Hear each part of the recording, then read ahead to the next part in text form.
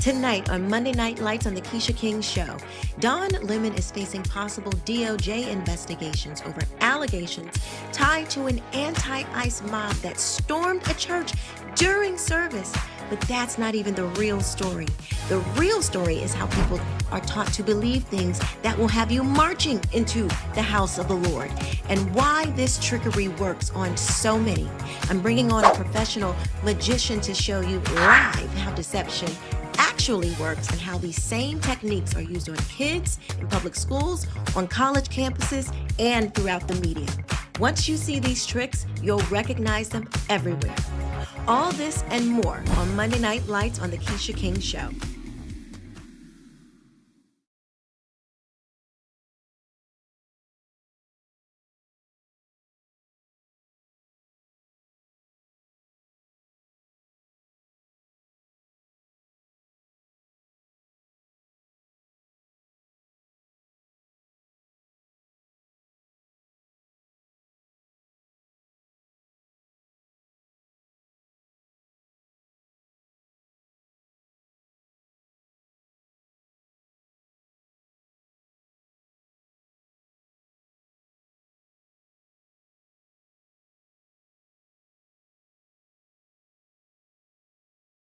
Tonight on Monday Night Lights on the Keisha King Show, Don Lemon is facing possible DOJ investigations over allegations tied to an anti-ICE mob that stormed a church during service. But that's not even the real story. The real story is how people are taught to believe things that will have you marching into the house of the Lord, and why this trickery works on so many. I'm bringing on a professional magician to show you live how deception actually works and how these same techniques are used on kids in public schools, on college campuses, and throughout the media. Once you see these tricks, you'll recognize them everywhere. All this and more on Monday Night Lights on the Keisha King Show.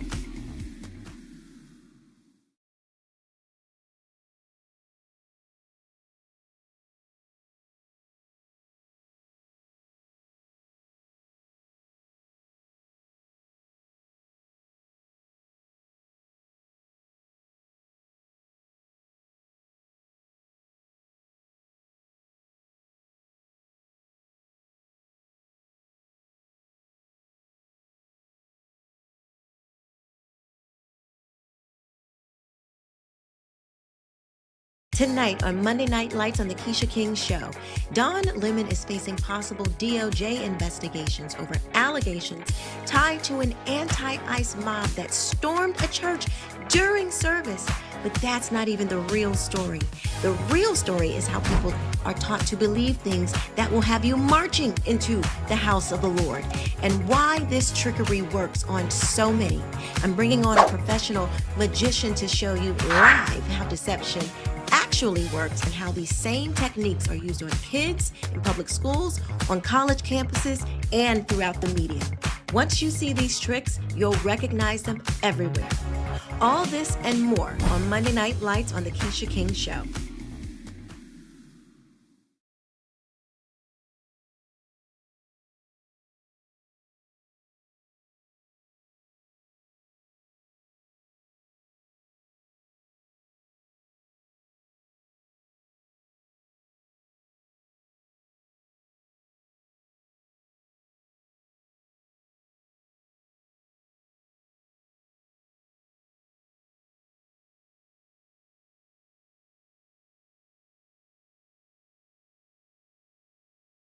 Tonight on Monday Night Lights on the Keisha King Show, Don Lemon is facing possible DOJ investigations over allegations tied to an anti-ICE mob that stormed a church during service. But that's not even the real story. The real story is how people are taught to believe things that will have you marching into the house of the Lord, and why this trickery works on so many. I'm bringing on a professional magician to show you live how deception actually works and how these same techniques are used on kids in public schools, on college campuses, and throughout the media. Once you see these tricks, you'll recognize them everywhere. All this and more on Monday Night Lights on the Keisha King Show. Starting now.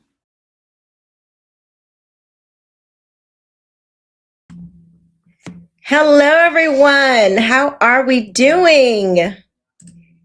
Welcome to Monday Night Lights. I'm your host, Keisha King Benton. And boy, oh boy, do we have a fantastic show for you. Welcome to Instagram. Y'all are getting the conversation popping over there.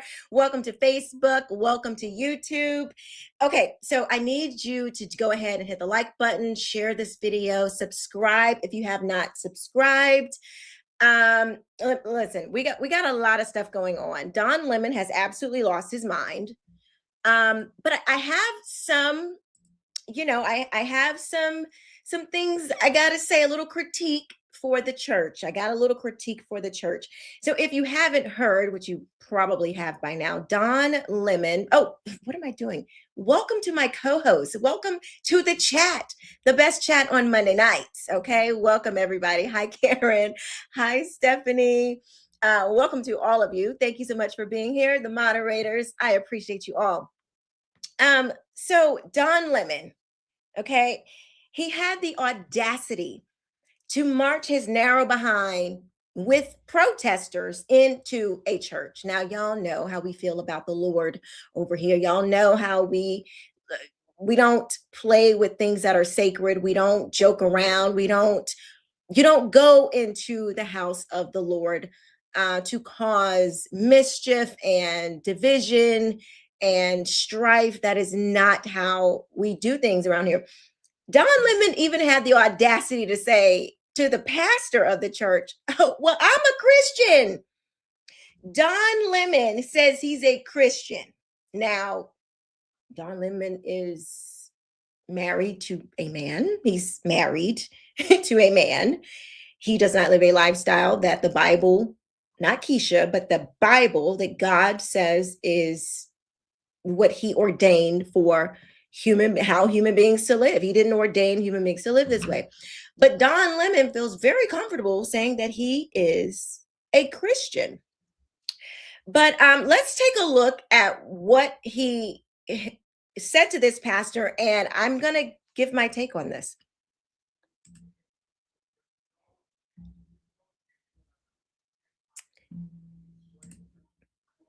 What do you think of this?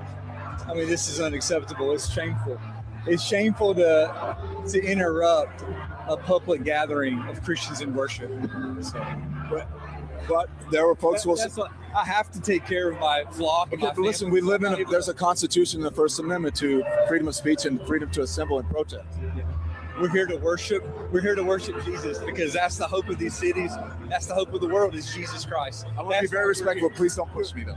We're here to worship Jesus. Yes. That's why we're here. Yeah. Okay. That's why we're here. Okay. That's what we're about. Don't you think Jesus would be understanding we're about and love these folks? We're about spreading the love of Jesus. But did you try to talk to them as a no Christian? one is willing to talk. Okay. I have to take care of my church and my family, so I ask that you actually would also leave this building. You don't want us to unless you're here to worship. Unless you're here to worship. I'm always worship. I'm a Christian. We're here to worship. Yeah. We're here to worship. Okay. Thank you very much. I appreciate it. What do you think of this? I mean, this is Don Lemon says that he worships all the time. He is in church all the time. He's in church all the time, and he knows the protocols, the proper behavior when you go to church. I don't know where Don Lemon worships, but I can tell you that coming into a church with protesters, messing up the service, I know one thing, you don't respect the Christian faith. You don't respect the God of the Bible. That for sure I know. Now, I do have some critiques for the church. If I am ever confronted in that way, this is what I hope the church would do. Call on the name of Jesus and rebuke these demonic people marching themselves into the sanctuary. We house the power of the Holy Spirit. You literally carry around with you the power of God. That was a time when you were supposed to use that power to get rid of demonic forces. You don't try to negotiate with these type of people. They didn't come to you on some negotiation type business. They came in on disruptive business. They came in disrespecting our Lord and Savior. We don't tolerate that kind of stuff. Now, I'm not saying that you have to be belligerent and be nasty and all of those kinds of things. Of course not. We don't treat people that kind of way. But we do call upon the name of God, and we have the power to rebuke these demons. Let me show. This is why one of the reasons, excuse me, why I miss Charlie Kirk, because Charlie Kirk was about that life for real. Charlie Kirk knew how to get rid of demonic forces. Let's take a look at how Charlie Kirk handled stuff like this. We have a Satanist to begin. Yeah. Hold on. There we go.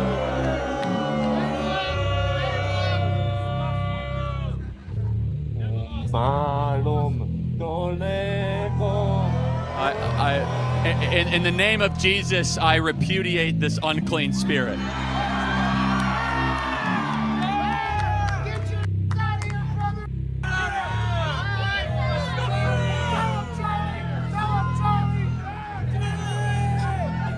Was that your question? Jesus is the way, the truth, and the life. Come on, somebody. Not today, Satan. Not today at Illinois State University. Listen, that's how you know Charlie Kirk was really a man of the... Now, listen, I'm not saying that if you didn't do that, maybe you had your day where it was kind of throwing you off and you're like, ooh, I don't know. But you got to get into the practice, especially in the times that we're in. You got to be in the practice of seeing the Bible tells us, resist the devil and he will flee. What did Charlie follow? That model? He confronted the enemy. He proclaimed he proclaimed the name of Jesus. He told Satan to flee, and guess what he did? He left, because the Bible says, if you resist the devil, he will flee. And that is the true word of the true and living God. So we can take his word all the way to the bank. We don't have to, and I can't miss the last part. He reclaimed the territory by saying, Jesus is the Lord, Jesus is Lord, and we won't, I forget exactly, but we won't tolerate this. He reclaimed it by saying, Jesus is Lord. Jesus is Lord. So he rebuked the enemy and then proclaimed that Jesus is Lord. That's a model. That's a biblical model of how you deal with demonic behaviors. I don't care if this is in your house. I don't care if you're on the street. I don't care where you are. If you are a believer, you carry the power of the Holy Spirit in you. And it's not for you to just evangelize. Yes, we use it to evangelize. God uses us to evangelize and all those things. But it is also for the enemy to get from around us. When you're in the world and you don't have that, there's nothing you can do. You're just wide open for the enemy to toss you to and fro and just do all kinds of, play with your mind and do all kinds of foolishness. Excuse me. Y'all know I'm going through perimenopause. Your girl is getting a little warm with the lights and everything. Okay. So forgive me. It's a little toasty. Now, when we are confronted with things like this, you have to be in the practice of not tolerating the works of the enemy. Those were devices. These are devices of Satan that the enemy is using to disrupt and dismantle God's worship service, his praise. It is used to bring fear. Because the enemy wants to shut you up. And that is the last thing you do when the enemy is in your face. You proclaim the name of Jesus. You rebuke the enemy you don't have to tolerate that, because we've won. Jesus said, don't be afraid of the world, because I've overcome the world. You don't have to be afraid of these people. You have power. There is power in the name of Jesus. You are supposed to use that power. You don't have to be left to the whims, of what the enemy wants to do with you, toss you to and fro. You don't have to tolerate that because we walk in the power of Jesus. Now, I just want to read to you just a little bit. We're not gonna go too far into this, but I want to just read a little bit of what Don Lemon has gotten himself into, because this is if your auntie who's a little too radical, maybe you want to share this with her so she knows don't be running up in churches, okay? Because you could get yourself into a lot of trouble. Sorry, y'all. Okay, really quick here. So the title is Trump's DOJ puts Don Lemon on notice after joining anti-ICE mob that stormed the church. Frequently fired independent frequently fired, that's funny. Frequently fired independent news. Can you guys read that? Okay, let me get it. Okay. Independent news commentator Don Lemon has been warned by the Justice Department over allegations he joined a mob of anti-ICE protesters who stormed a Sunday church service in St. Paul. A house, quote, a house of worship is not a public forum for your protests. It is a space protected from exactly such acts by federal criminal and civil laws. Nor does the First Amendment protect your pseudo-journalism of disrupting a prayer service. This is Harmeet Dillon, the Justice Department's Assistant Attorney General for Civil Rights, chided Lemon on X. You are on notice, she wrote, noting a follow-up post that the FBI has been, quote, activated and accusing the protesters of desecrating a house of worship and interfering with Christian worshipers. And that is indeed what they did. Don Lemon, who has been documenting the increasingly violent protests following the shooting of Renee Good, entered the church with the agitators as the protests broke out and began filming the uproar. Okay, I'm going to stop sharing this because it's all these ads and I don't want the video to be taken down. But I do want to show you this last piece before we get into our live demo of how deception works and how this deception can have you walking into a church service with your protesters behind you, which is not what you want to do. Let me just show you a little piece of Don Lemon and his antics before they went into the church. Because now he's claiming, I didn't know what they were doing. I didn't know where we were going. I didn't know what was going on. Somehow, he didn't know what was going on. But he was with them before they even went into the service. So take a look at this. Coded, right? So the American flag. And he had bad reception. There are some people who want to get involved, some local officials, but they're doing this on their own. This is all grassroots. So we're going to just take you throughout the day here. You're going to be with us live. It's just going to be raw. You're going to see what it is. So they are ready. Yeah. So I don't want to get, because they are strategizing, I don't want to get too much of their information in there. But again, you see people from all walks. Yeah. So, yeah. Minnesota! So, does anybody have their favorite chant that they want us to run? Favorite chants? When I say justice for Renee Good. Justice for Renee! Go. Everybody's ready to go. Let's go. Okay. They're ready to go. They're gearing up. Thank you guys for being. Thanks for allowing me to be here. Thank you guys. Okay. How are you? Good to see you. We're on. We're not saying what it is, what's going on, but just pause for a moment. Who kisses a stranger on the cheek, hugs and kisses people that you don't know when you're about to go. You're just a journalist. You're just documenting the protests. I don't know any real journalist who's smooching up with people that they don't know. I don't know. Like, what journalist starts kissing on the people that they're supposed to be journaling, documenting? This, I don't know if you see it, but to me, it seems a little more than what meets the eye, right? And we see all this chaos, we see the confusion. He's telling us, oh, I don't know these people. I just happened to be documenting and I didn't even know where we were going. But that is a mere distraction for us. Oh, I didn't even know what was happening. This is not, they're playing in our faces, y'all.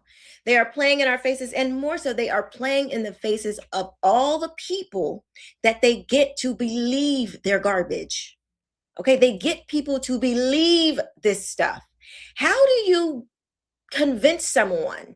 How easy is it to convince someone to believe that it's okay to just go marching into a church service? Like, I'm not too fond of Joe Biden, right? Everybody knows this is no secret. I'm not too fond of Kamala. I can't stand Jasmine Crockett. Can't stand none of these people. But I would never walk into their place of worship. I wouldn't do that. As much as I don't like them, I would never walk into where they worship to confront them. I wouldn't do that. But this is what they're trying to frame this in a way that makes it more acceptable to you. They're trying to frame it in a way to deceive the people that they're saying this to. And we have a live deception demo that is coming up with my good friend Alvin Lui, who is the founder of Courage is a Habit. So I'm gonna go. He's backstage, y'all, and he's already been he's already gotten me. Okay, he's already gotten me with a trick twice backstage. This is how easy. I know we're laughing and joking, but this is how easy it is to deceive. And it's not just the adults. This is the kind of deception that goes into the classrooms. They're doing this on kids. In the church service, there were children there that Don Lemon acknowledged and said, oh, this is going to be really traumatic for them. So what? So what? He's like, it really doesn't matter because we need to do this to prove our point. We don't care how traumatized the kids will be.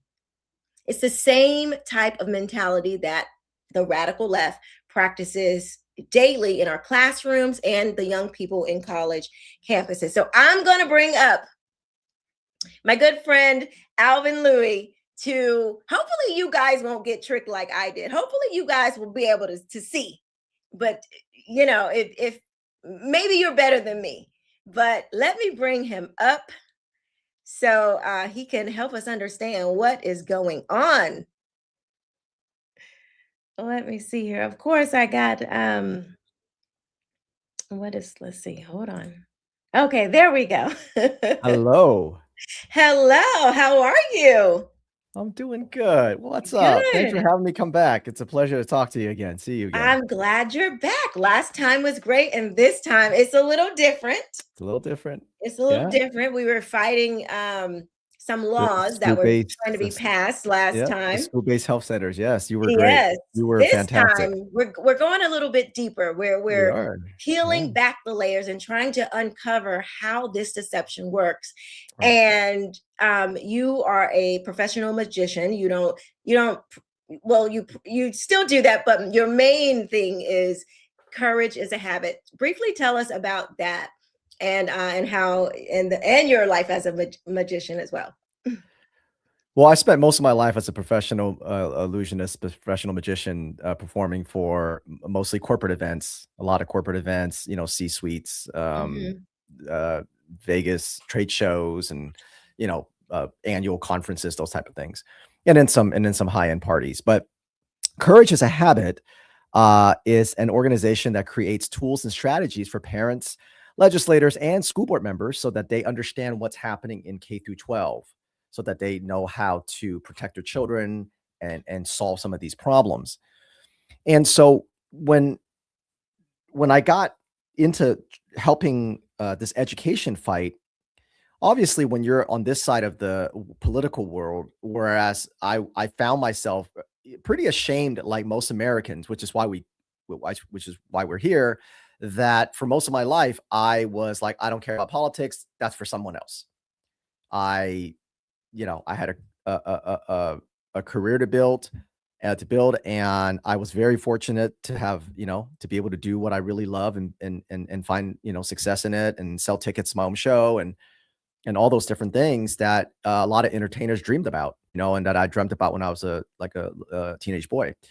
But when I started to understand that politics does affect every part of your life, and it always goes back to the children, I started to see that a lot of the woke ideology, which really is just communist ideology, but we call it woke Yeah. because communism is too much of a vague thing for people to really get, especially in education, they don't study Mao. Right. So when we talk about, woke ideology, is really just communism, right? And so that ideology, the way they get people, as you said in your first top of the hour here, where you're like, how do you get people to do this and this and this? A lot of the woke ideology borrows from the art of magic. They borrow a lot of concepts from this art of magic, where it's a lot of misattention, it's a lot of misdirection, it's a lot of sleight of mouth, it's a lot of psychological gambits. And unlike magic, where if you go buy a ticket to see a magic show, obviously you're buying a ticket to be fooled. At the end of the day, you want to be fooled. Obviously, if it's the show has to be entertaining. No one wants to feel stupid, but everybody obviously is going to be fooled in a magic show if the show is good. Right. Now, that's why, right. Right. And you go on a date night on a Friday, Saturday, Thursday, and you want to be entertained. If you're not fooled in a magic show, that's a terrible magic show. Right, exactly. But when you leave that theater, you go back to your life. Everyone knows that the magician, the illusionist, the person on stage can't read your mind. They can't teleport things. They can't do all those things. But you're suspending disbelief. The problem with woke ideology is that you don't know you're being fooled. You didn't buy a ticket to it. They're using these concepts to alter your life, to take away your freedoms, to go after your children. And so because of that, there's no theater for you to leave. There's no venue for you to go home from. They take over every part of your life. So whether it's in your children's K through 12 schools, whether it's in your colleges, whether it's in your the corporate world where you work, whether it's Razors and Bud Light and Target, you can't go buy cookies without having this shoved down your face, this woke ideology, a trans flag, something. So how do we get there? And they get there. There's a lot of ways to get there, but a lot of it is they use the art of magic, a lot of the concepts in art of magic. And courage is a habit. When we produce these tools, I do put a lot of my knowledge of how easy it is to fool a human being into our tools, because it's kind of funny, Keisha, because in my old life, I was trying to keep secrets and entertain people. And in my new life, I'm trying to reveal secrets. And let me tell you, there's a saying that we magicians have, that it's a whole lot easier to fool a man than to convince a man he's been fooled. And I got to tell you, it is so true. It is so true. Fooling parents about what's happening in schools, they'll be like, yeah, okay. They'll say, oh, it's just about empathy. It's just about inclusion. We're not teaching critical race theory. Parents go, okay, cool, empathy. And then you tell parents, hey, listen, empathy is not what you mean. They're doing this so that they set your child up to go down the transgender path. They'll say, show me evidence, show me proof. So it's it's remarkable how easy it is to fool people if the person doesn't know that they're being fooled. Right. It's diabolical. And we can see what has happened all across the country, because once it bubbled up, so it seemed like it just came from out of nowhere. But these deception tactics and tricks have been working on us and our kids for decades. For decades. And you're right. It's so the reason why I wanted to do this is because when you think that it can't be you, it's so easy to miss. And this is so perfect because even, I say, like, I was trapped in deception. My story. I thought God showed me that my skin color was an idol in my life. I was marred by just so We much talked about that deception. last time. It was great. It was a great I mean, story. it was a Your true angle was story. great. Yeah. I didn't know I was deceived. Right. You don't know. Right. And you try to trace, like, where did this happen? And it's hard to pinpoint.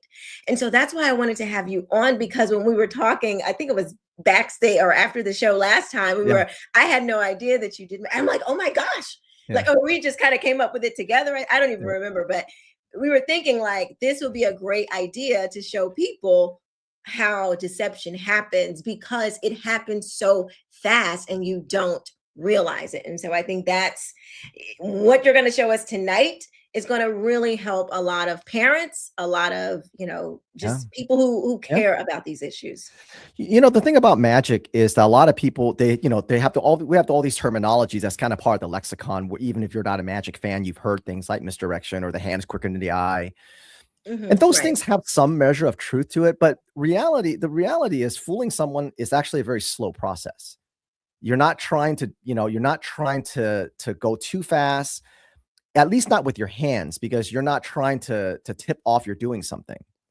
What you're trying to do is you're trying to walk them down an alleyway quickly in their mind so that they don't have time to think. And that's really what magic is. So a magic, here's the basic truth about any illusion, whether it's a stage illusion or whether it's a close-up or anything like that. All magic, and I don't care if you're talking about these big, gigantic stage shows or something where you're talking about a real small audience like 25, okay, or one-on-one. All magic works like this. It starts with a basic truth. Let me rephrase that. Not basic. It starts with a truth, a legitimate truth, and then the magician surrounds that truth with a bunch of lies. Now, obviously, the more experienced the magician, the more he's honed his craft, the more convincing those lies are, right? And so if somebody who's in the first 5 years obviously are not going to be as good as someone in his 25th year, because there's so many experiences that he gains over that 20-year period. But the pattern's still the same, whether you're someone who is 14 years old, when you're starting out, or whether you're someone who's 40 years old and you've done it all this time. It's always starts with a lie, and it starts with the truth, and it surrounds it with lies. And if the magician is talented enough, he will walk the audience, whether it's one person or an audience of 5,000, they'll walk the audience down the alleyway of lies and close the alley behind the audience. So when you get there, and you just said it maybe like 5 minutes ago, when the audience gets to the end of the miracle and they go, oh, how did he do that? When they try to reverse engineer, they can't. And you just said it a second ago, where you go, how did this happen? How do we get there? How often do you hear people that follow you say that? How did we get here? Every time something happens, how did we get here? That is like one of the number one questions. How did we get here, and how do we fix it? Yeah. Or people in towns, they go, this town used to be so nice. How did we get here? Right. How did we do this? How did this crime happen? How did these things happen? Yeah. And so it doesn't happen fast. It happens very, very slow. But throughout that time, there's a lot of different things that gets people to co-sign these things. Just like an audience co-signs. If somebody walks into a magic show, buys a ticket, and then says, I refuse to participate, which I don't know why anybody would do that. Right. That's a waste of money. But if someone does that, that's the only time I can't fool that person. If they buy the ticket and says, Alvin, F you, and then he leaves the theater, then I can't fool him, right? Because he left. But the problem is, when you're participating in society, you can't leave. You simply can't leave. We all live in this country. We all live under these rules and these laws. And so we can't leave. And so if you don't know this is happening to you, then it's really, really hard to battle it. Yeah. And so, part of what we do, obviously, is focus on K through 12 and the public and private schools, because it always gets to the children, as Abraham Lincoln says, that so famously said, the philosophy of the schoolhouse in one generation is the philosophy of the government in the next. However, because we do tie into all these things like open borders and all these different things, increasingly I am sharing a lot of my old life, the concepts and things, because I think once you see it, you can't unsee it, but damn, Right. it's really hard to see it. Yeah. For me, it was like, because you did a trick with me like the last time, like when we were off. Oh, when we got off air? Yeah, when we got off air, we were just Yeah, I you remember. were telling me about it. And to me, like the thing that was like so fascinating was how fast it happened. Mhm. And that's what made me like, this is so you don't realize You it. don't, By right. the time you realize it, you're already gotten. Right. You're already gotten. And Right. that's the thing Right. that it's like, I And we'll think it talk a will little help bit people about to that, about, realize you yeah. have to be so on your P's and Q's because it happens so fast. So, Right. And yeah. and again, this goes back to, if people, like, sometimes, when we go into a state and we go into a county, oftentimes good people now, not the woke, not the liars, not the it's Yeah. not happening, it's good, it's happening people, genuine Mhm. people, right? They'll go, Yeah. no, I grew up here. Yeah, I know there's a lot of things that happen in California, New York, but in Chicago, but not here. It Right. can't happen here. And when I hear that, my heart breaks, because I know that our enemies, the American School Counselor Association, the teachers Mhm. unions, the social emotional learning vendors, they go, you have no idea it's coming, because Right. you already said it can't happen here.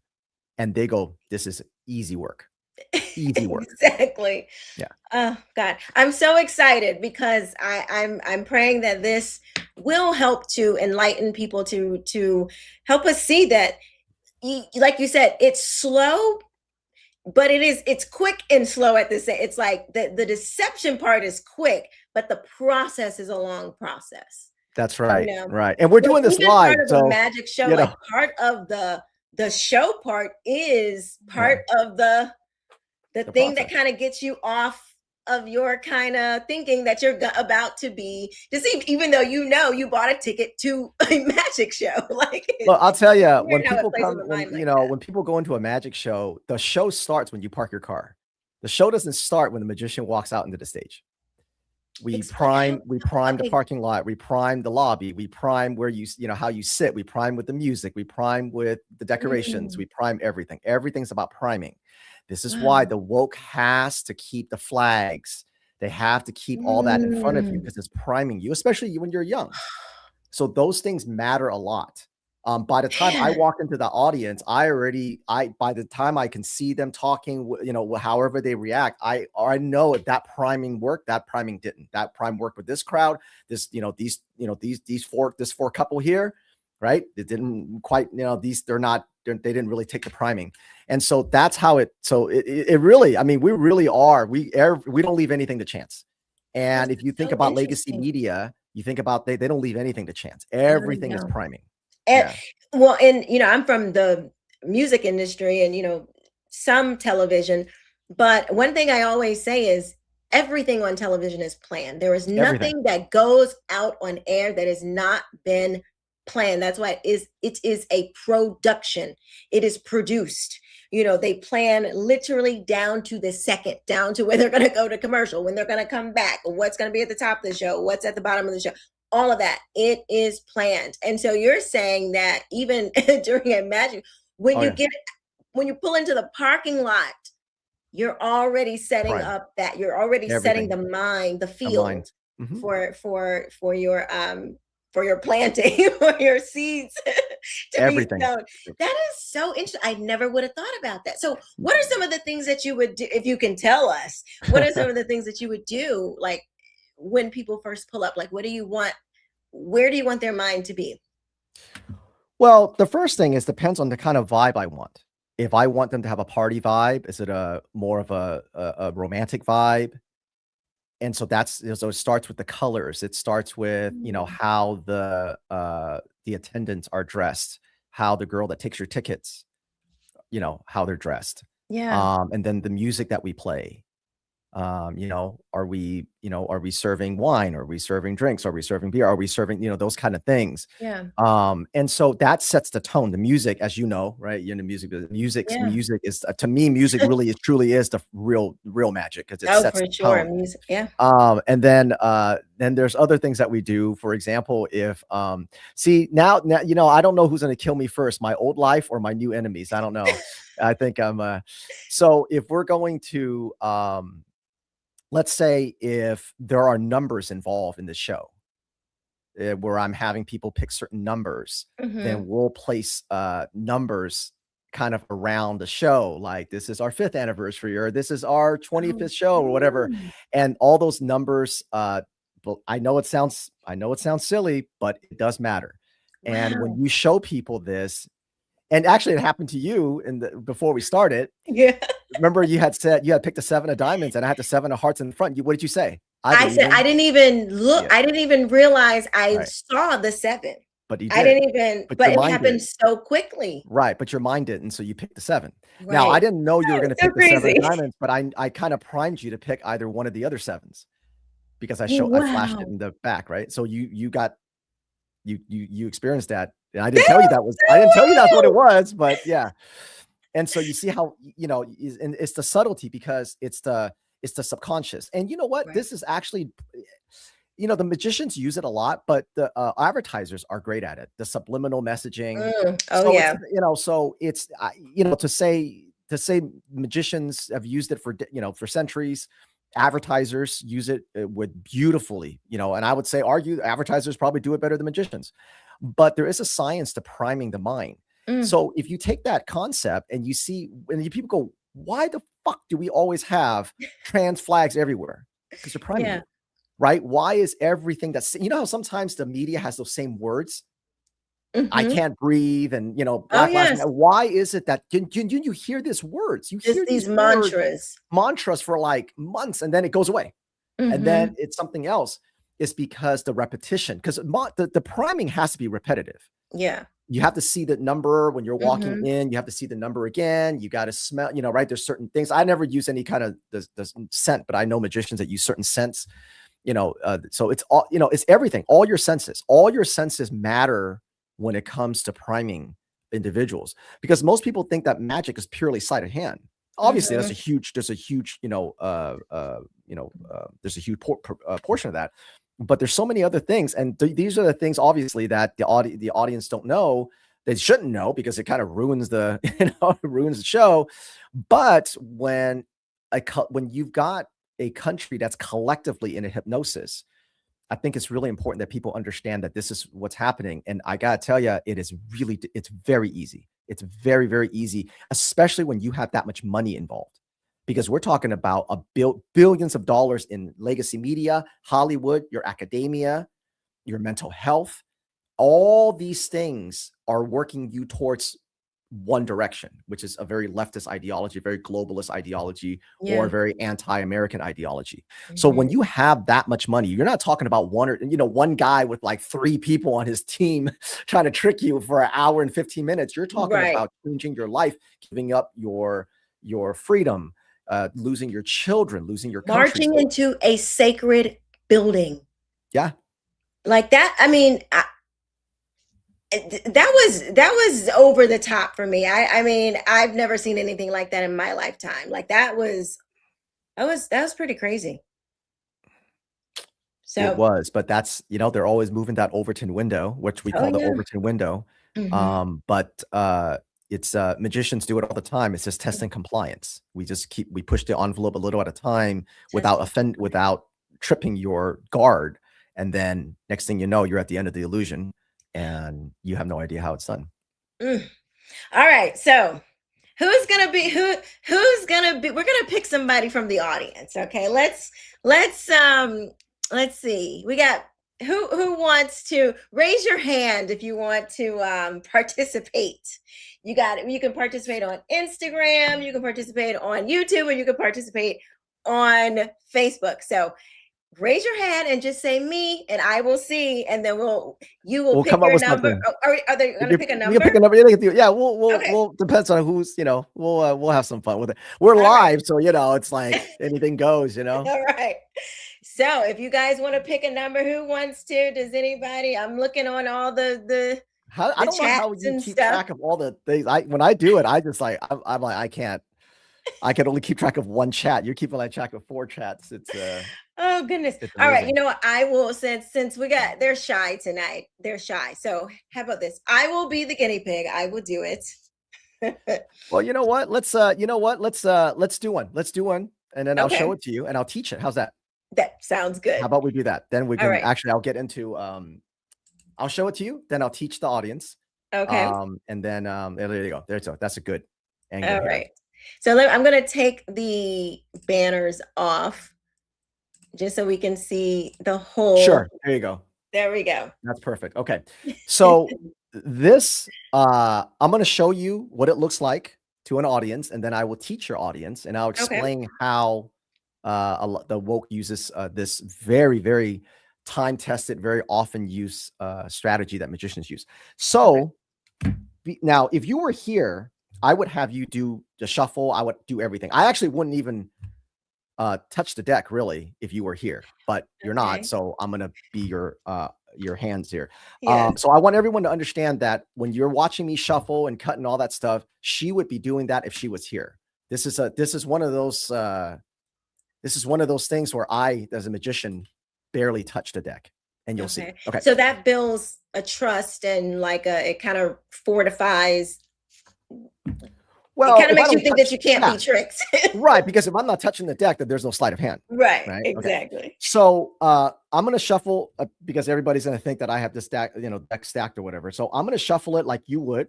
And then you tell me when you can tell me to shuffle as much as you want. Okay. And then when you're satisfied, then I'll stop shuffling. So you can see this is I'm actually, all the cards are going in. Mm-hmm. You can see that. All right. Okay. And then there you go. And we can give it a shuffle like this, which most people know. Yeah. Right. Okay. One more time. We can do it as many times as you want until you feel like you're. We're going to get him, y'all. We're going to get him. Again, you can see that this is a very messy shuffle, but it is a shuffle deck. And the messier, the better. You can see that this is pushed in just like that. Okay. Do you want to shuffle it again? I can shuffle it again. It's up to you. Can do it one more time? We're good with the shuffle. You're good with the shuffle? Or you want to do it one more time? I'm sorry. You are good with it? I'm good with it. Okay. All right. So before we do anything else, before we go further, like I said, at this point, I hadn't touched the deck. This is all you shuffling if you were here. Okay. What I am going to do is I'm going to take a second deck and I'm going to make a prediction. Okay. All right. Here's what I want you to do. I want you to count from ace to 10. You don't have to do it fast. Just do it at a nice pace. Just say ace, 2, 3, and just go ahead. To 10? Mm-hmm. Ace, 2, 3, 4, 5, 6, 7, 8, 9, 10. All right, one more time. Ace, 2, 3, 4, 5, 6, 7, 8, 9, 10. All right. Now, I have a prediction right here. It's going to stay on camera. Everybody's going to see it. This is a live shot. It's recorded. People can go back and take a look at it. If you were here, I would have you cut the deck at this point, but you're not. So here's I'm going to go ahead and do this, and you tell me to stop whenever you want. Stop. The deck's not that big. Let's try again. Stop. Okay. Good. All right. Yes. Beautiful. We're going to mark where you stop, or again, if you were here, you would have cut it, and then we would just mark it. Now, I want to review what just happened here. I shuffled as many times as you wanted me to. You saw the cards were mixed. I shuffled it in 3 different ways. I spread the deck. You can see the deck was mixed. Like I said, if you were here, you would have done this, and I would have never touched the deck. Right?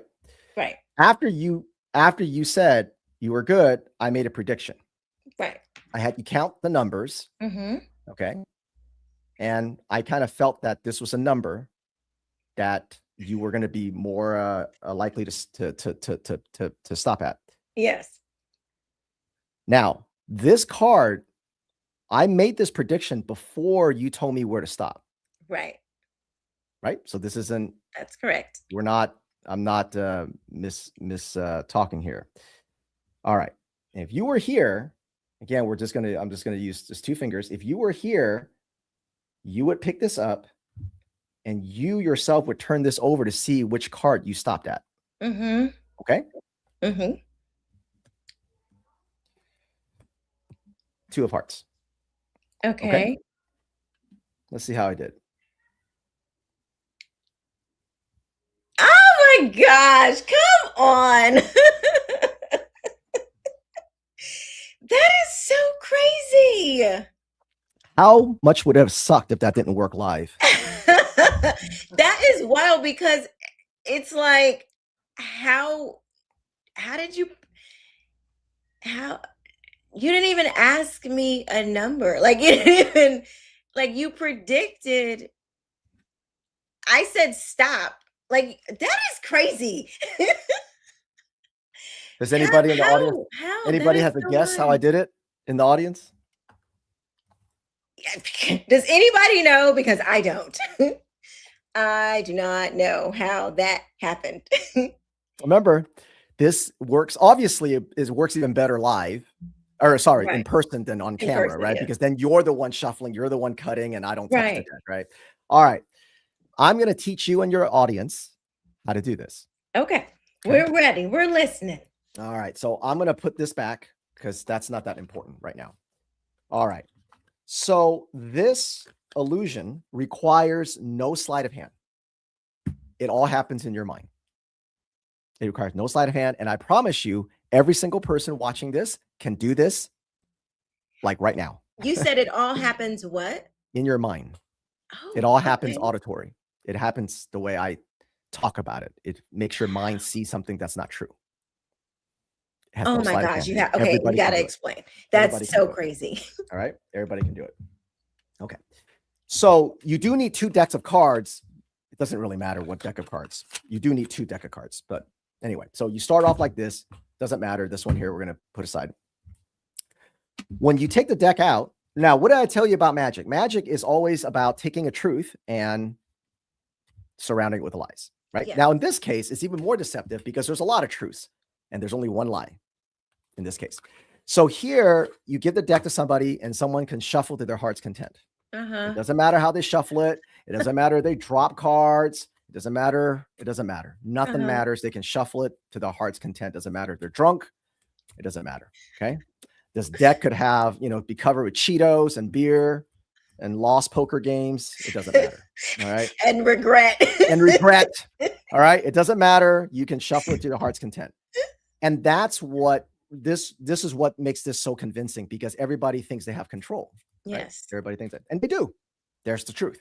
That you have control. Okay. Okay. Now, here is where the only thing you have to, there really is only 2 things here. There's only 2 things you have to remember. And again, it's not sleight of hand. There's nothing to practice. I mean, you got to practice it to be smooth, but there's nothing like, it's not like a sleight of hand where you go, all right, so what card is this? Ace of spades. Ace of spades, right? A sleight of hand would look something like this, where you shake it and it turns into a 4 of diamonds. Now that's sleight of hand, right? So now that's complicated. So that's not it. That's not what that is. Okay. This is anybody could do it. All right. So when they finish shuffling, all you have to do is take the deck back, and the only time you touch it, and they won't remember you do it, because you're going to do it under the guise of proving that the deck is shuffled. That's it. So you're doing it under this guise. So no one's going to remember you touched the deck. Even if you said, hey, you shuffled, you did everything, I didn't touch the deck. They're going to go, right, he didn't. Because because people don't associate just going, look, the deck is shuffled, as you doing anything. Okay. And now I want you to remember this, because this is going to be important when I talk about how the woke uses these kind of tactics. Okay. Okay. Here's the only thing you have to do. when you spread this card, when you spread this and you go, look, it's all shuffled. Yes. Everybody happy? Do you want to shuffle it again? Yes. Some people might say yes. And you go, okay. And then they can do it again. And then you go, are you happy now? Eventually they'll say yes, right? When you're gathering the cards, you do this. And all you have to do is make sure you see this card, which is the top card.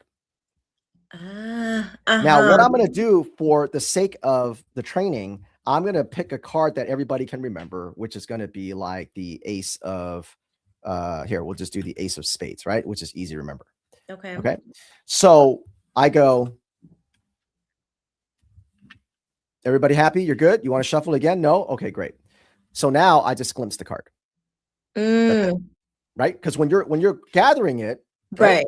I'm just doing this. Yeah. But you can see it's an ace of spades, right?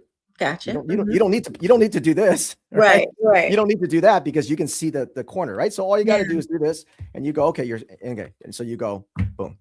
Now you tell them to cut the cards, or break it into like 2 packs. You say, go ahead and cut the deck about, make it about 2 even packets. Cut the cards with you. So someone's going to do this. Some people's going to do this, right? It doesn't matter. Now I had you stop because you're not here, right? Yeah. But some people, they're going to do that. Once they do that, here's what you're going to do. They're going to cut it. You will then have them take this packet, turn it sideways, and mark the cut. Now, what did you just do? I have no idea. Let's do this again. I'm going to do it. I'm going to do it with the ace. You see how deceptive that is? I'm trying to show it to you and people still can't follow. You know what?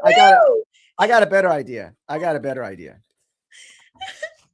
I will take a green. We'll do this. Okay, yeah. I'm going to say, all right, you can go ahead and now. Okay, well, so I'll come back to this, but here's the move, and then I'll teach you about the prediction part. So we're not going to worry about the prediction part's easy. This is the move. So you say, go ahead and break the deck into about 2 equal piles. They're going to say, okay, and you're going to go take this packet, turn it sideways, and mark your cut. What did you just mark? You just marked the top. I see. Okay. This is easy to see when you have the green. It's very difficult when you go, all right, go ahead and cut it, and you go, okay, mark it. Gotcha. Okay, so now that's what you got here in this situation, right? But for the prediction part, here's the prediction part. When after the person shuffles it, right? They shuffle, and you go, okay, are you happy with your shuffle? And they say yes. You glimpse that card, and you go, all right. Before we go further, I'm going to make a prediction. But you already know what that top card is because you glimpsed it. So you're going to go ahead and you're going to say, I'm going to make a prediction, and you take out the ace in this case because we know it's the ace, right? And then you have them go, okay, go ahead and cut it and then mark it. And then you do this. Now you go, listen, you shuffled it. And they say, yes. Maybe someone else shuffled it. That's true. You shuffled it again when you weren't happy. That's true. And you say, you cut the cards wherever you want. Yeah. That's true. And then you say the lie. You marked your cut. They say yes. Once they agree and say, yes, I marked the cut, they'll never go back and say, maybe I didn't do it. I don't know why. That's just how people are. Oh, wow. So now, because you go through that process, they go, yes, I did shuffle. Yes, I shuffled again. Yes, she shuffled. Yes, I cut it wherever I wanted to. Just like you said, I stopped where I wanted to. And then I'll say, you marked your own cut. They say, yeah, I did. Now, when you the agreement is part of the illusion, I guess. Absolutely. Don't you want inclusion? Oh yeah. Don't you want kids to feel safe? Yes. Oh my! Don't you want kids to feel belonging? Yes, of course. Do you want anti-bullying? No. Yes, of course I want Of course I want it. You want bullies? No, I don't want bullies. Don't you want? You don't think Black Lives Matter? Of course. Oh my gosh, this is so the agreement. The person agreeing is part of like the thing that kind of moves it forward. Absolutely. And it solidifies it in their mind. Like, I have said yes to this. So therefore it's like you've made the commitment. to yourself. You're not going to disagree with yourself. That's just Oh call it my. ego, call it self-preservation, whatever. Yeah. Now, here's where the most deceptive thing about this whole thing is. You lift the pack and they'll lift it and you go, turn over the card that you cut to. But they didn't cut to that card. They cut to this card. This is the card they cut to. Right? Mm-hmm. But that's not what happened, because when they cut it, you go, perfect. Go ahead and turn this over. Let's mark the cut. Once you separate this, and then I say, let's review. And I go, you shuffle, you da-da-da-da. Yeah. You mark it, you cut where you wanted to. Yes, you mark the cut. Yes. Now go ahead and lift it. Now turn over the card that you cut to. They go, okay. And you go, now remember, I made that prediction before you made the cut. And of course, it's going to match. Now, here is the thing that a lot of magicians use, that it's not on every single trick or everything, but we use it often enough. This is called time displacement or time misdirection. Meaning that because when you make this cut, when you do this, if I immediately went like this, you're going to go, that seems funny. Right. But because I let about that little review process takes about a minute. So the review process is even part of the deception. Absolutely. Because by the time you come back, the audience does not remember which packet was the top packet and which packet was the bottom packet. Gotcha. And so when I use that sleight of mouth to say, go ahead and lift this pack and see where you cut to, they swear this is the card they cut to. Now, time misdirection or time displacement is really, really important for the woke. I will give you an example. And I'll go back to the thing that you helped me cover last year. Yes. The school-based health centers. Okay. Here's an example of time displacement. They lie to parents and they say, this doesn't cost you anything. That's the lie. It's a partial lie because they use federal funding to push in these medical clinics that can give COVID vax and transgender drugs and things. So it's a half lie. It still costs taxpayers something. What they mean is that they're not going to cost Maine or your local taxes. Your local taxes is not going to be raised, which is true for the first year. Okay. So the first year they use federal funding, which is still your money. Right. But let's go ahead and go with their lie and say it's not costing you anything new right now. Okay. Right. So then, the clinic goes up if you can't stop it. In year 1 or year 2, that grant runs out. And now they have to raise taxes. Either they have to raise your property tax or they have to do a referendum to keep it going. Now, when the referendum comes, there will be a certain amount of parents that say, I'm going to vote no on this referendum. I never wanted this medical center to begin with anyway. Right. Or I don't think this medical center is a good idea. It's eroding parental rights. You're giving the COVID vax. You can do all these different things. And they're going to tell you, you're a white supremacist if you want to take away healthcare for children, if you don't vote on this referendum or you don't vote for this new property tax. Now, where's the time displacement here? No one's going to go, wait a minute. In 2024, you told me it's not going to cost me anything. Now in 2026, you put up this referendum. And now when I say no, I'm taking away healthcare for children. But wait a minute, we didn't have this in 2023. No one's going to remember that because they're going to, because they've had time. Yeah. The time, because it was way back there. We don't even remember what happened a week ago. And then what happens is if this is exactly how social emotional learning and the mental health became part of the budget. So what happens is once they collect enough data on children in these medical centers, they will then make this part of the education grant, part of their budget. So they will never have to raise, taxes because it'll just be part of your taxes. Part of it. Right. Right. And so now the schools are going to take those grants, and part of the grants is you must have a medical center. So if you try to fight it then in, let's say 2030, they're going to go, it's just healthcare for Black and brown children. You have such a white supremacist. No one's going to say, wait a minute, back in 2024, you said it wasn't going to cost us anything. And it's that long time displacement. And if you think about it, what did it tell you about the borders? Illegal aliens don't cost us anything. Right. right? It's just an equity. We're They not don't transing commit kids. crimes. They don't cost us anything. Anything, right? On It's and on not. and on. It's on and on and on. It's just refugees, not illegal aliens. Okay, it's a little illegal aliens, but they're not going to do anything, right? They're not going to cost you anything, no crime.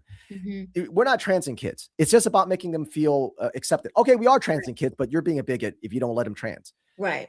And so there's enough. So time misdirection is a big thing for the woke.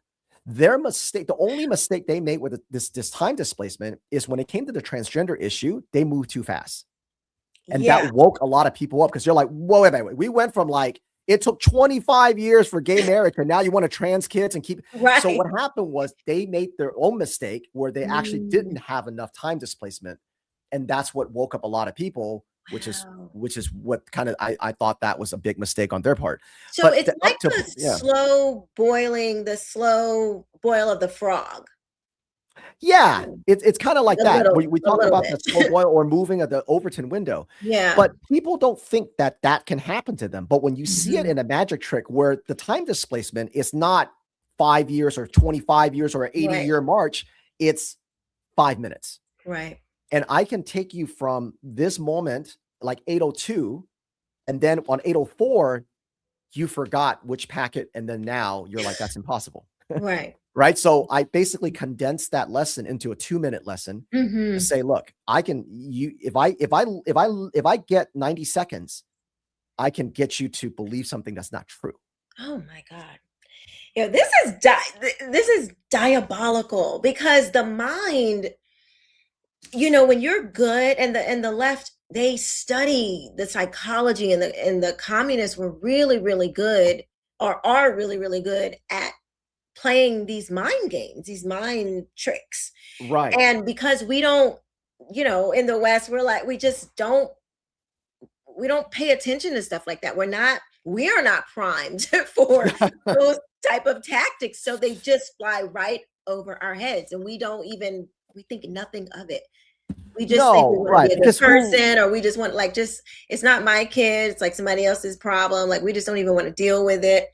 Right. And little by little, turn around and they're chopping off healthy body parts. Right. So when people say, how did we get here? How do we get here and stuff? It's like you said, the process is slow, whereas the moves itself can be quick, right? When all you got to say is you just got to say, look, you just got to say it's this is where you cut. And then they go, okay, yeah, this is where you mark. You're a bigot. Okay. You're a bigot if you don't agree. They're a bigot if you don't agree, right? That's why they keep using that line. Because Don Lemon, as soon as he got pressed, the first thing he said "You're a white supremacist." Was, "You are a white supremacist." Wow, that's so crazy. Yeah, so that's his way to make you. He's gonna make you agree.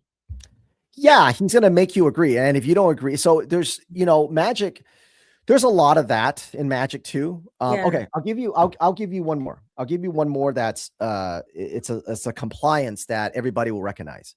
I just want to say, Megan says, such a good point. She loves it. So Megan is getting something from this. So thank you, Megan. Thank you, Megan.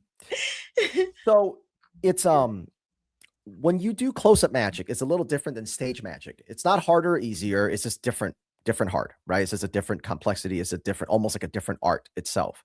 Okay. So one of the hardships of close-up magic is people are in your space a lot. You're interacting, which is the benefit because people feel like they're part of the magic. Yeah. When you're doing the stage, people don't interact with you so much, but it's a different feel, it's more of a bigger spectacle. Yeah. So when you're doing close-up magic, so let's say like a parlor show, that's usually less like a small audience, like 100. Like a real small audience, like 100 is a real small audience, right? As a magician, you have to test compliance. Okay. So meaning that I have to ascertain which audience members I can give something to so that they don't mess with it. Okay. Right? So they don't, look too closely at a prop or whatever, right? So you actually have them hold something. Hold something. And some props don't matter and some props do. Right. So the way I test compliance is I ask them a very basic question. Are you right-handed or left-handed? it's a pretty easy question, first of all. And it's nobody's, it seems benign. It's like, it's a benign question, right? Yeah. Now, most people will answer, I'm left-handed, I'm right-handed. Yeah. So that's my first question. So the second then is I go, okay, if you're left-handed, hold out your left hand. Okay. That's it. Those are the two things. Some people go, why? Why are you asking me? Okay. Okay. Or they can say, I'm right-handed. And I go, okay, hold out your right hand. And then they will then hold out their left hand. Okay. Okay. So when that happens, I know I can't give that person something that matters. Okay. Right. Because they're, I'm not to say they're mean-spirited. A lot of times they're not. They're skeptical. They're skeptical. And everybody's skeptical, but they're not compliant. They're not playing along. They're just a little resistant, too resistant for the show. Yeah. So because of that, then I will give that person something that doesn't matter. Okay. And that person's going to look at it and, do all these different things, which actually adds to the illusion, because then they're like, oh, that person is really observing this thing. It doesn't really matter. Right. So I will give the thing that does matter to someone that says, oh, I'm right-handed. And then I go, are you? And then I go put out your right hand and she goes, or he goes. Right. Yeah. Okay. So I'll just focus on the K through 12, but you can kind of extrapolate this to anything. When the woke ideology first gets into schools, it's just, they'll go like, oh, here's a little sticker in front of the school counselors, a little rainbow sticker, a little trans sticker. And then some parents will be like, why are you putting the sticker? This is political. This is sexualizing, They'll go, it's just a sticker. What's the big deal? Yeah. Right. Just like if someone gives me a hard time and they're like, why? Or, I'll say, I'm just asking you if you're right-handed or left-handed. Is that too hard for you? It's a very easy question. Then the audience will be like, okay, why are you being difficult? He's just asking if you're right-handed or left-handed, right? So same thing. So then the sticker, it's like, okay, fine. And then all of a sudden it's like, why do we have a banner? Why do we have a no hate? And if your mom don't want you, then I'm your family. It's like, what the hell is this? Right. Oh, it's just making kids feel welcome. There are parents that abuse their kids, All right. Then the stickers and the flags and the banners become an equity statement. Then you go, why do we need an equity statement? What is this? Oh, it's just a piece of paper. Why are you making a big deal out of a piece of paper?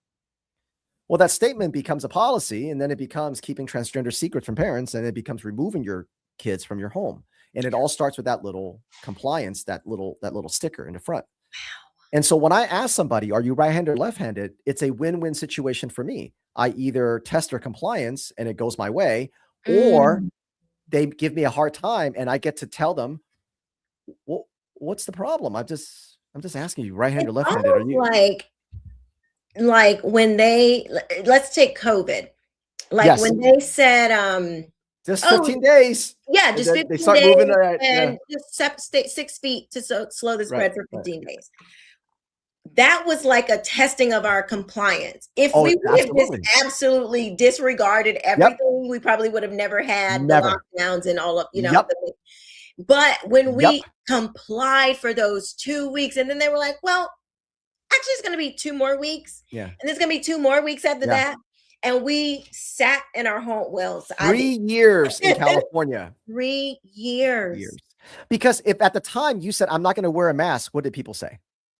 You're trying to kill grandma. You want to kill all the old people. Or what's the big deal? It's just a mask for 2 weeks. Stop being selfish. Yes. So compliance is a huge thing because, and like I said, if you're trying to deal with people when you're in a show, you have no idea who you're going to get. You're going to get people on, like a mom and a dad that got, a babysitter on date night, which is fine. You can get bachelorette parties who are going crazy. You can get a bunch of guys who have drink before they come here. There's no telling who you're going to get. And so one of the very early things that a magician has to do is they have to ascertain who they can interact with and who they need to stay away from. And the only way I know that is to test compliance. And so that happens a lot in the woke. That's why. So every time you hear someone goes, it's just the word just is just a blank. It's just a mask. It's just a pronoun. It's just a name. It's just a flag. It's just a pronouns in your bio. It's just a When you protest. It's it's just just it's a mostly peaceful protest. mostly, yeah, it's just. When you hear that Just it's just a blank, why are you making a big deal? What is it your business? You know you're being manipulated. That is the first tell time the first mm, tell that you're being manipulated.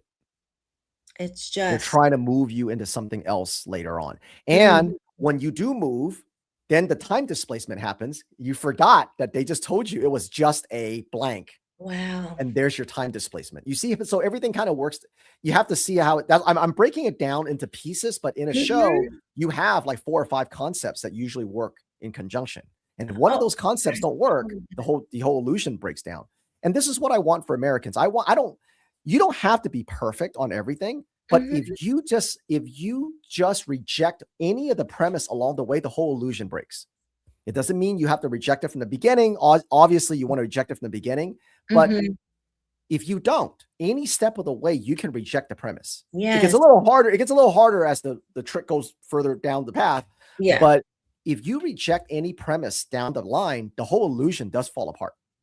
Wow, that's so true because it's like you're making these little agreements Mhm. little by little, and as you agree, you're moving. It's like they don't even have to really do anything anymore. You're moving yourself because they say the thing and you're like, "Oh yeah," and then you take the action. You're it's like you are actually moving the thing now. They just present it to you and it's like you kind of take it and run with it. Then you're like you're wearing the badge, you're flying the flag. You're bringing your kids Yeah, the drag to the whole show. thing. Yeah, Yeah, to the yeah. you're all in and you didn't even realize that you had taken the bait years So like, ago yeah, and so like and then like in this moved down trick this here, line. you could agree to do all these things, right? You can agree to shuffle, you can agree to da da da Mhm. all this stuff. But if at the end I go ahead and turn that over here and mark it, and you're like, no, I'm not going to do that. Then that's it. The trick's Over. over, right? I mean, even to the end. So as Americans, yeah, maybe you were like me, like I didn't care about politics. I could barely tell you who the governor was. Yeah. And you know what? You can't go back in time. All of Right. us have some regrets. Who doesn't have regrets? Mhm. You can't go back. All you can do is move forward. And so if you've embraced inclusion, then embrace exclusion now. If you Right. have white guilt before, then don't have white guilt now. So any time you can tell the magician to fuck off, right? Mhm. And this is what This you is have a to. Christian show. We're not gonna I'm sorry, you can beat that. I'm sorry. So it's live, so I guess you can. So at any point, you can tell people to say, "Look, I'm not playing anymore. I'm Yeah. not doing this." Right? I'm not. There's no. You can do that at any point, and that will actually it would be very devastating for them because they Mhm. move so far down the line on the illusion. So let me ask you, why do you think it's so hard? And let me know if this plays into like the illusion field. Why is it so hard for people once they've bought into the idea to say, no, I don't agree with that and I'm out. Why do you think it's so hard for people to kind of turn around? Well, I mean, it's a good question. The answer is really it's actually our namesake. The courage is a habit because you made it a habit. You made it a Mm, habit of fear. You made it a habit of compliance. You made a habit of agreeing. And so once mm, you get that habit, it's really difficult to turn back. So you want to do it earlier in the right in the process. illusion, but when you do it later, it's really difficult. So when they get you to put that little black square up, even though you're like, I don't, or they take you, make you take that anti-bias training, and you're like, I've been working with these people for 10 years. Nobody's racist. What is this? Right. And you put the pronouns in your band. He's like, this looks so stupid, but I don't want to rock the boat.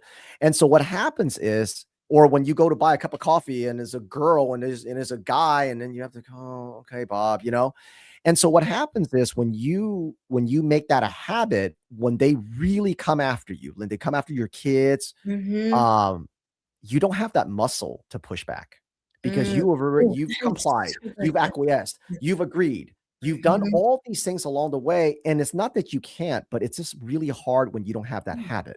Yeah. You don't have the habit of speaking out. You have a Mhm. habit of being worried about being called a transphobe or a Yeah. racist. And so that's a very powerful thing when you can self-silence. And so that's why, like in magic, we try to get people moving along at a pace so that there's not an opportunity to kind of think, to critical really thinking. think too Really think. long. Yeah. That's, I mean, you kind of, you don't want people to think too long about it, because if you start really thinking, then you might put too much together. That's right. And so Wow, I will say that there is one thing that, and I know when I remember learning this, reading this in a like an old magic book, when I was younger, and I didn't really understand it. And I'm paraphrasing here because this is not, I'm kind of paraphrasing, and I'm also bringing it to kind of what you and I do and what you and I fight. But critical thinking and a high emotion like fear or anxiety cannot occupy the same space. So what I mean, so critical thinking cannot occupy the same space as a high emotion like anxiety or fear. Oh, so true. I think I have an example. Okay. You know how like when you get in an elevator and you see somebody coming and the door is closing, and I struggled with this for years. I would press the closed door button all the time. We took this class when I was in corporate. We took this class and they were talking about when there's like a high stress situation, just take a few seconds to take a deep breath. That breath that you get the air back into your brain, the oxygen back into your brain, you can think clearly. So I started trying this when I worked on like the 28th floor. And so this was always happening. And so I was like, oh my God, people are going to think I'm always closing the elevator on us. Because I would be like, I would panic, which I don't even know why, but I would panic and hit the wrong button. When I took just that second of taking a breath, I never missed a button again. So it's like, when I was frantic, I could never hit the button. Right. But when I took, and you think you don't even have enough time to take the deep breath, but you always do. I take a breath and then I look and I press the right button. And it's like, I think that's kind of like the same thing. It's the same thing. Yeah. So an example in our world would be the transgender ideology for little kids.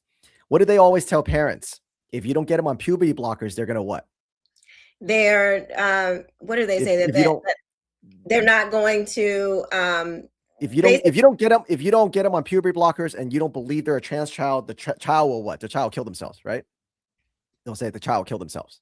Oh, okay, you broke up for a moment. Oh, that's what they say. They'll say if you don't give them puberty blockers, if you don't believe they're a trans child. Oh yes, do you want a dead son or an alive daughter? Right. Yes.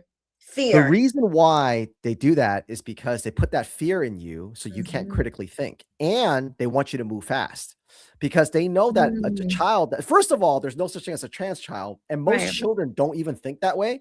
But even if you brainwash them early to think that way, when they hit puberty is a great equalizer. It'll take them out of it and they'll be a boy or a girl. The reason why the transgender cult rushes parents to transfer kids is because they don't want them to hit puberty. But the only way to rush that is to tell them your child going to kill themselves if you don't put them on puberty blockers and cross-sex hormones. And so because they rush the parents don't, their critical thinking can't live in the same space as fear or anxiety. In magic, the way we do it is we move the audience through by humor, by entertainment, by just the general audience. Like if they're taking too slow, we're like, come on, everybody, you're keeping everybody, right?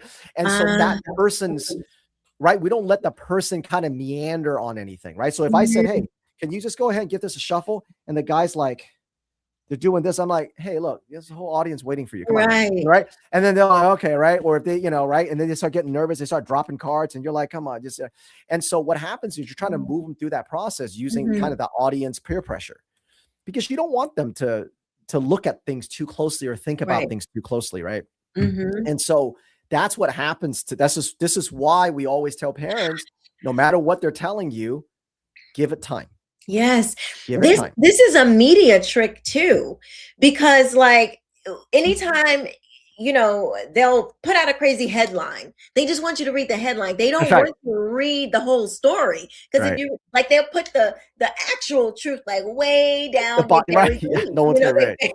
Yeah. Because it's like by the time you get down there and everything that you're reading is kind of confirming everything that you already think. And it's nothing kind of crazy until you get to the bottom. But it's like you get bought in until you actually finish the article, but you're already bought in at this point. So you don't even actually finish, the thing, because it's like time. Okay, I'm moving on to the next thing. It's what I thought this article was about anyway. Yeah. And also, as a human being, you generally remember, it sinks into your long-term memory the first thing you see, which is why I always say for people, when there's a big, tragedy, like a shooting or something really bad, try to ignore as much media as you, even social media, try to ignore that for at least 48 hours, because you don't want to, because there's a lot of, like, oh, this is the person, and then it ends up not being the person. Right. Right. And so when you consume that, even later on, oh, that was wrong. It's really hard to get it out of your head. Yes. Because what you see first is what it sticks. This is why in magic, we want to set that tone early. That's why I talk about priming, right? We prime them. We do this certain thing early. We want to set the tone so that the first thing to see is the one thing that we want them to remember. Because later on, when we lie to them and start walking them down all these alleyways of lies, and they try to reverse it, when they try to reverse engineer, they can't.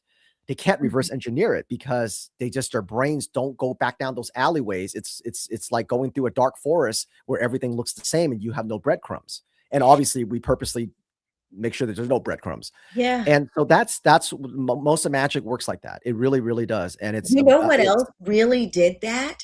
The George Floyd incident.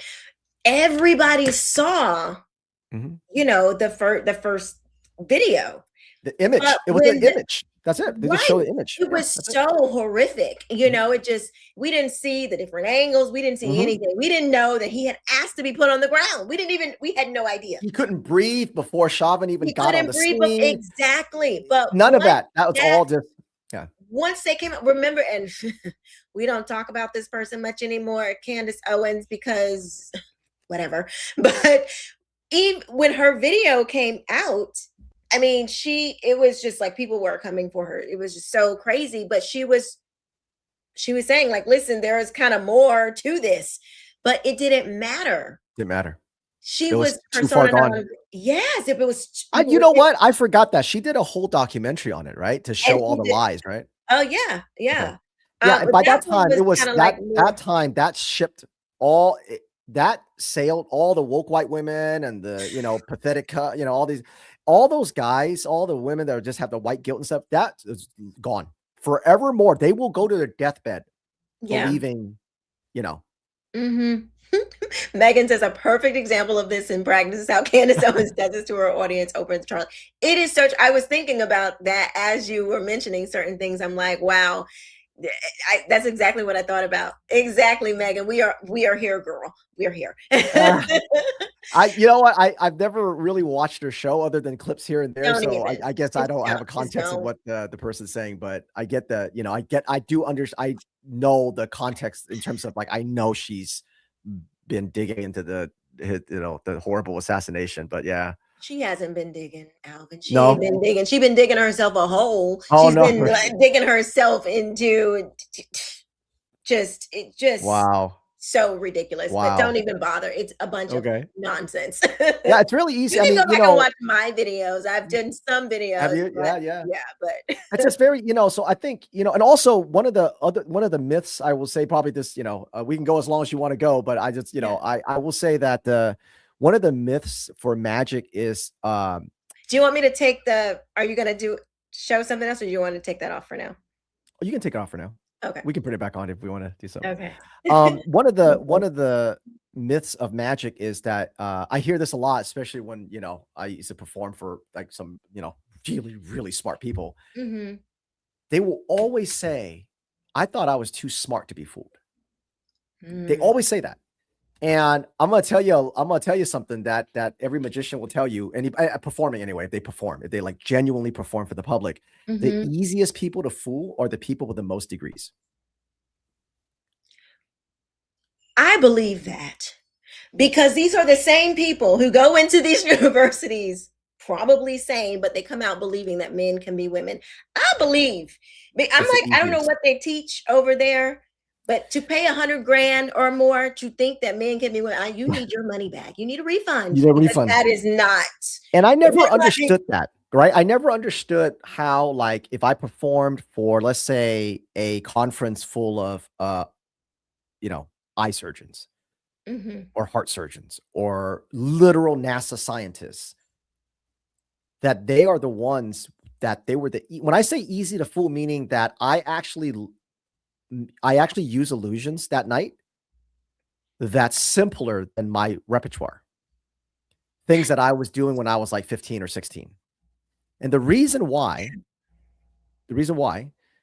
is because they're so academic smart that their brains automatically try to figure out how I'm doing because they never really enjoy it. They just try to figure it out because that's their, right? They solve problems. Uh-huh. Uh, and their brains go to the most complicated answers that takes them further away from the simplicity of the Wow. illusion. And so the That's more so and interesting. they call it scrum. If you're an engineer, you'll know the term. They'll literally in the middle of a Christmas party, they'll have a scrum session and they'll all try to talk about about how I did something. And when I hear them, their ideas, as the night goes on, the ideas get more and more ridiculous. And it's something that I've been doing since I was like 16 years old. Oh my And God, it's that is and so I've learned, so I fun. never really like, and then until I started doing this and I see these really smart people going, well, maybe a child could be born in a wrong body. I was like, oh, right. That's right. You guys are the easiest to fool. I get it. Right. Because people go, well, but you're a doctor. How could you believe that? How you're a Mhm. doctor? You went to medical school. You've done your residencies. How can you think a child could be born in a wrong body when a guy who's literally like, working a blue collar job will tell you, yeah, that's not true. You ask a Right. farmer, they'll be like, yeah, no, a cow's a cow, a bull's a bull. How Right. is it that you, right, with your multiple degrees? And I'm like, oh, yeah, I remember you guys. You guys are the ones that I could fool with the trick that I was doing when I was like 16 years old. Right. And That so is I be and I think too, and like Paul just said, their egos can't handle being tricked. I think, there's that too. yeah, it's like you think you're so smart already that, like what you said, you think you can't be fooled. And so it kind of shuts down a part of you that realizes that you can, to actually just enjoy the show or just accept reality for what it is. Like you bypass, kind of like your normal Yeah. thinking, when smart people, truly intellectual people, I find they always know they they don't know everything. Right.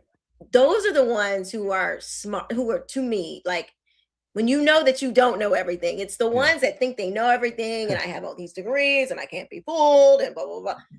You're probably already fooled. You're That's true. probably, And yeah. also, there's also the thing about magic. So when I start something like today, right? I said, okay, I'm going to show you this and then I'll teach it to you. Mhm. Obviously, nobody, you or none of your audience knew what I was going to do. Right. So I'm always going to I already know what the end of the trick's going to look like. So Yeah. obviously, right? And so if you think about the woke ideology, when they tell you, oh, we're just teaching empathy, we're just Mhm. teaching how to manage emotions. Well, they know that eventually their end goal is going to get your daughter to accept a mentally ill man in their sports and bathroom. Now, they're not Yeah. going to, obviously, when it starts at kindergarten, they're just teaching her empathy. Right. You don't know that. You don't know that they're setting your daughter up that when she's 15 or 13 or Mm. 25, that when a man walks into her bathroom, she has to have empathy for him. Otherwise, she's the bully. You don't know that. Just like you didn't know that when I'm going to go do all the cutting and all the shuffling, that was Right. what I was doing. I knew where I was going, but you don't know where I was going.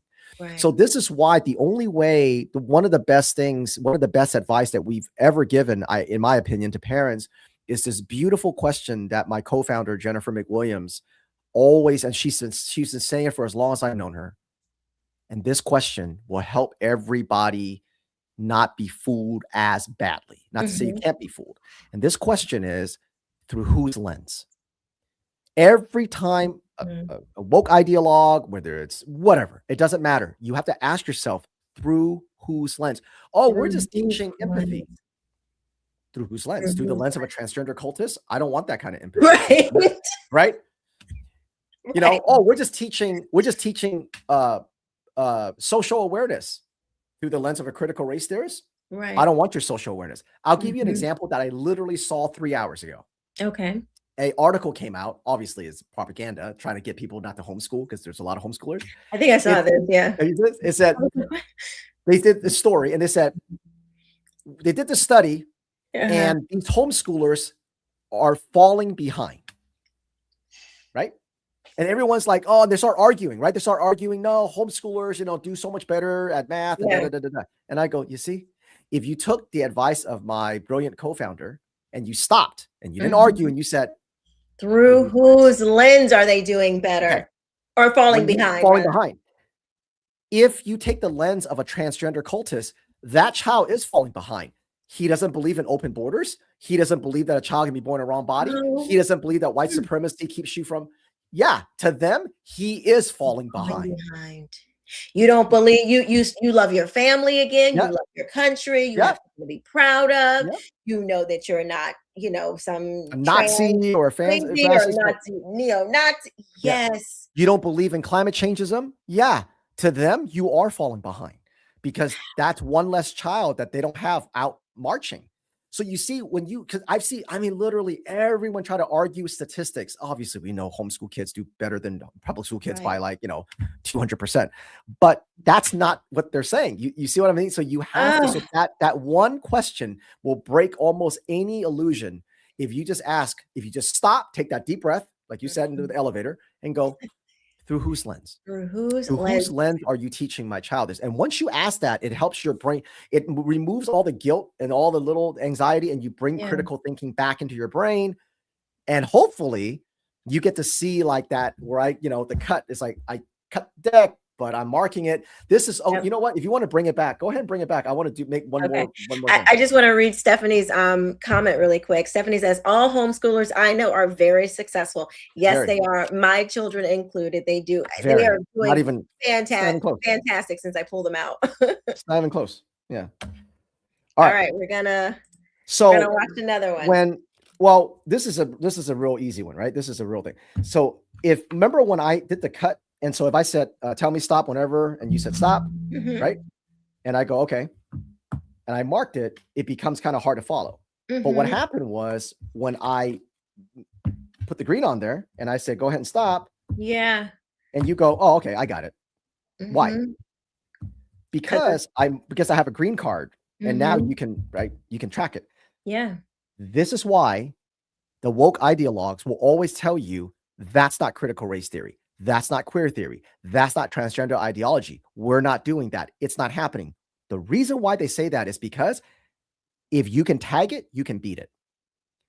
If you know that's queer theory, if you know that's critical race theory, if you know that you're supporting illegal aliens, if you know that illegal aliens are frauding you and they're committing crimes and they're killing Americans, if you can say that and you can get enough people to believe that or to know that fact, then you can beat it.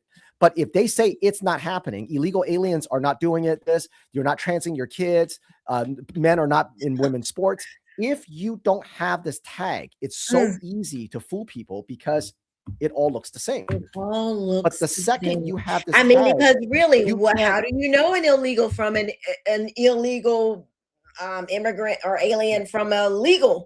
You know, I mean, you can't, this is not something that you can actually see. We didn't see you hop the border. Right. They don't even consider that a crime. They're trying to say that's not even a crime. Right. Even though it's implied in the word, it's not even a crime. This is why they say, what is a woman? So good. What's a woman? I don't know. It's a woman. That's the Supreme Court. Justice. I don't know what a woman is. I don't know what sex is. What's a man and a woman? Because because this is why they break down language. Because up until 5 minutes ago, everyone knew what a man and a woman is. Everyone knows what's illegal. Everybody knows what pornography is, what protecting children's innocence is. Yes. Right? We all knew these things, but they kept eroding it because all of a sudden you can't flag it, you can't tag it. Right? It's like this is a green and this is red. But if I keep manipulating people, and some people go, well, is it really green? Is it blue? Is this really red? Is it really orange? Maybe it's not orange, maybe it's yellow. And all of a sudden we have no common language. Who says that it's really red? Who says it's a card? I say that it's yellow. So it's my truth. Right. And so if you can't tag it, you can't beat it. This is why our enemies are always saying it's not happening. It's not happening. And so this is why, even when I was showing you, you're like, I kind of lost you, even when I started showing it. And I said, I'll put the green on there. And you're like, okay, I see. Right. It's just, and so it's very easy. This is why we tag them so hard. We don't ever let them get away with it. Courage is a habit. We tag them. We can beat them. This is what we teach parents is to never let your empathy be weaponized. Reject inclusion, embrace exclusion, draw boundaries around your kids. All those things help you tag them. And when you can tag them, they're very scared of that. They hate the tags. When you can tag it, you can beat it. Oh my gosh, Alvin, this was so good. I didn't even, I knew it was going to be good, but I didn't really think it was going to be this good. Thank you so much. Oh my gosh. You're welcome. I hope everybody got something from this. I know I did. And, I've been in this probably as long as you have. And I still got tricked. I couldn't even follow. But that just goes to show us how easy it is. We should never think that, we can't be tricked, or that we already know, because there is an enemy, and he's always trying to come up with new ways to deceive us. When they're not new ways, but always presented to us in new ways. But when we are mindful of what is being presented and asking that question through whose lens, when we're being presented this nonsense, it's going to help us see the deception before it gets to us, and more importantly, our children. So Alvin, can you just tell everybody where to go to find your you make these beautiful not protocols, but work they're like tools, strategies, products. So of course, courageisahabit.org. Courageisahabit.org. It's where our catalog is. It's we make these tools and strategies for you, the parents of school-age children, school board members who want to really make a difference, of course, legislators. There's a lot of illusion. There's a lot of lies and a lot of misdirections and a lot of false equivalencies and language contamination in schools that keep you from tagging it. And so our tools help you understand bit by bit what's happening to your children. And then we give you call to actions, opt-out forms, a lot of actionable things so that you protect your kids. Our socials are at Courage Habit. So whether it's your, Instagram, X, Facebook, is at Courage Habit. Obviously interact with us there. And we are a nonprofit. So every time you share our tool, every time whether you donate $10 a month or $10 every, one shot, it all goes back to our team. It helps us to do things like travel and subscriptions and all those different things. And it helps a lot. So thank you. And then also thank you for having me on your show again. Absolutely. Coming onto a show like yours and talking to your wonderful audience. I truly don't take that for granted. Well, we appreciate it. Thank you so much. I just looking in the chat, people were like, this is great. Oh my gosh, this is wild. So I think people really did get something from it, which is, when were we on before? Maybe last spring, almost. Maybe almost 10 months ago. Yeah. And we were planning on this, and then finally we got it. We got to do it, and I am so grateful. It went much better than I even thought it would go. You know what? Me too. I did too. Live. It's always. I know. People can play it back. People can rewind and play it back. Yes. Megan says this was awesome. You guys, please go over to courageisahabit.org. Did you say? Yep. Yes, I would just put that in the chat. Thank you. Thank you so much. Habit.org. It would help if I'm actually typing somewhere. Courageisahabit.org. I just want to make sure that people get that. There it is. There you go. But thank you so much, Alvin, for coming on. Thank you to my co-hosts for being here, all the moderators and those who joined. We pray that you were blessed by this, and you can take this back, share it with your family and friends, share it with your children. You can share this with your kids, so they can see, like, when this stuff is being fed to them. If you can't pull them out of public school, they definitely need it. If they're in the Lions Den every day, they need this, because everybody can do that trick every day. That's a trick. That trick I showed everybody. Everybody can do it. You can go literally pick two deck of cards, and you know what? If you only have one deck of cards, you can do it one deck of cards. All you gotta do is when you do that glimpse, just take a piece of paper and write down your prediction and fold it, and there you go. You can even do it one deck of cards. And it's gonna help them connect the mental process of when they meet it in real life. Right. So it'll really it won't seem so foreign. It won't, because as a parent, if you show your children that trick, or you show anybody else that trick and you do it, the next time something comes up, you can tell them, which part do you think's a lie?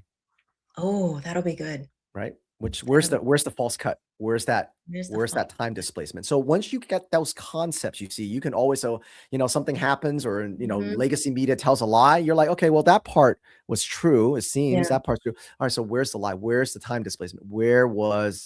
They start with a truth, but where's the lie? Where did it go off? Right? Where did it go down the alley? So I think understanding those concepts helps everybody, whether you schools or not. This is awesome. Thank you, Paul. I love this. People love it. This is great. Y'all don't even know. This warms my heart, because we really did plan this about a year ago. We were just talking about it. Right. And it is so great to see this come into now I'm like, oh my gosh, we have to go bigger. We got to do now we got to make this a thing. Yeah. But thank you so much for coming on, you guys. I will be back. I won't keep you. Thank you, Alvin, for coming on. And everybody will go to your website and use the tools there. That's right, Megan. When in doubt, pray about it. Use the tools on courageisahabit.org for yourself and your children. But thank you, Alvin. We'll see you later. Good night, everybody. Thank you so much. Thank you. So, you guys, thank you so much for watching. I'm just blown away. How cool was that? How cool was that? I am grateful that you guys tuned in and you showed up, and that you found this interesting. So what I need from you guys, what other type of content would you like to see from the channel? Let me know in the comment section. I'm going to go back and look at them to see how I can bring better value to the content that we make. So thank you so much. We will be back Monday at 8 o'clock Eastern Standard Time. And obviously throughout the week, we'll see you there. Thank you to my co-host, to the chat, and to the moderators. I'll see you guys later. Bye-bye.